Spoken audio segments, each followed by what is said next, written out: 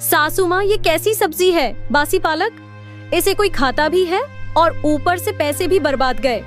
तो बहू, ताजी सब्जी चाहिए तो कल्लू सब्जी वाले के ठेले पर जाओ। वो सुबह 3 बजे आता है। पूरा मोहल्ला वहीं से सब्जी खरीदता है। सुबह 3 बजे? ये कौन सा नियम है भला? और मैं क्यों जाऊं?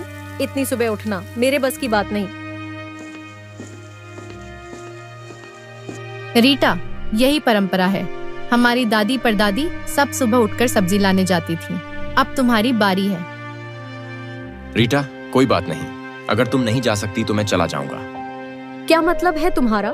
नौकरी भी करो और रात को सब्जी के लिए नींद भी खराब करो? ये सही नहीं है। मैं ये सब नहीं कर सकती। तो क्या हमारी इतनी सालों की परंपरा तुम्हारे आने से खत्म हो जाएगी? अगली सुबह रीटा मजबूरी में 3 बजे उठकर मंडी जाती है। चारों ओर भीड़ है। हर तरफ औरतें लाइन लगाए खड़ी हैं। इतनी भीड़? ऐसा लग रहा है जैसे फ्री में सब्जी बांट रहे हैं। तभी पास खड़ी एक महिला उसे पहचान लेती है। अरे, ये तो लता बहन की छोटी बहू है। शायद पहली बार आई है। हाँ, इनकी सास और बड़ी भाभी तो अक्सर आती हैं। इन्हें बताया नहीं होगा कि यहाँ मुफ्त में कुछ नहीं मिलता। कल्लू ठेले वाला रीटा को पहचान लेता है। वह मुस्कुराते हुए एक पैकेट पकड़ाता है। रीटा राहत की सांस लेकर घर लौटती है। रीटा घर आकर सब्जी का थैला सास को पकड़ाती है और सोने जाती है। लेकिन सास की आवाज सुनकर गुस्से में बाहर आती है। बहू, सब्जी ऐसे फेंकी जाती है क्या? थोड़ा आदर सीखो। सासू माँ, मुझसे ये सब नहीं होगा। इतनी सुबह उठकर मंडी जाना मेरे बस की बात नहीं है। ताजी सब्जी चाहिए तो आप जाइए या फिर बड़ी भाभी। अरे माँ, रीटा सही तो कह रही है। आजकल ऑनलाइन सब्जी भी तो मिलती है। क्यों किसी की नींद खराब करें? ऑनलाइन सब्जी? ताजी सब्जी कहाँ से मिलेगी? इस घर में हमेशा कल्लू के ठेले से सब्जी आई है और यह परंपरा ऐसे नहीं टूटेगी। रीटा की बातों से सास और बड़ी भाभी आहत होती हैं। घर का माहौल तनावपूर्ण हो जाता है।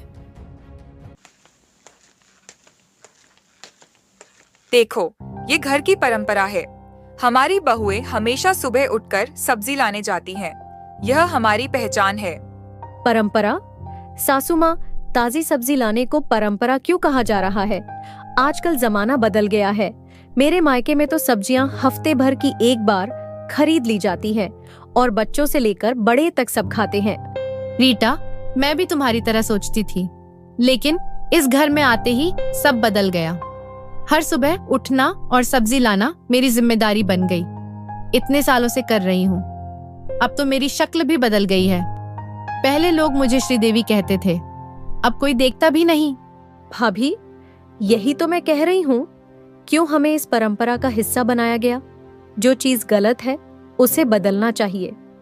तो अब क्या करें? सब्जी लाने का काम कोई ना कोई तो करेगा। माँ, आप भी अब थक चुकी हैं। बहस बढ़ने लगती है। आखिरकार फैसला होता है कि सबकी बारी लगाई जाएगी। लेकिन सास के उठने पर घटना घटती है। सासू माँ अपनी बारी पर सुबह 3 बजे उठकर मंडी जाती हैं। अंधेरा होने के कारण रास्ते में गिर जाती हैं। महल्ले की औरतें उन्हें उठाकर घर तक पहुंचाती हैं। बहन, इस उम्र में तुम बाजार क्यों आई हो? 2 बहुएं होने के बाद भी तुम्हें बाजार क्यों आना पड़ा? क्या करूं? मेरी बहुएं उठने को तैयार नहीं।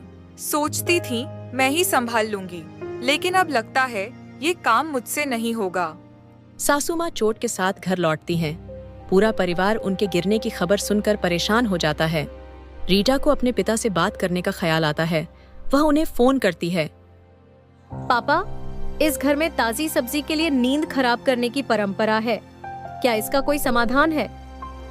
बिटिया, तुम किसान की बेटी हो। तुम्हारे पास इसका सबसे आसान हल है। तुम्हारे घर के पीछे जो खाली जगह पड़ी है, तुम उसका इस्तेमाल करो और वहाँ पर सब्जी उगाओ। बिल्कुल सही कहा पापा, मैं खुद सब्जी उगाऊंगी।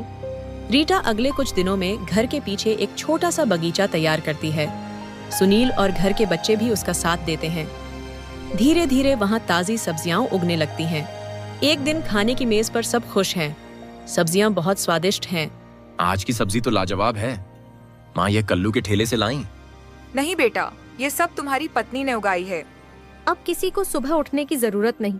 हमारे पास अपना बगीचा है, सब कुछ ताजा और घर का होगा। बहू, तुमने जो किया है वह इस घर के लिए एक नई शुरुआत है। ताजी सब्जी की परंपरा को ऐसे निभाया जाता है। पूरा परिवार रीटा की तारीफ करता है। सासू माँ भी अपने पुराने विचारों को बदलने के लिए तैयार हो जाती हैं।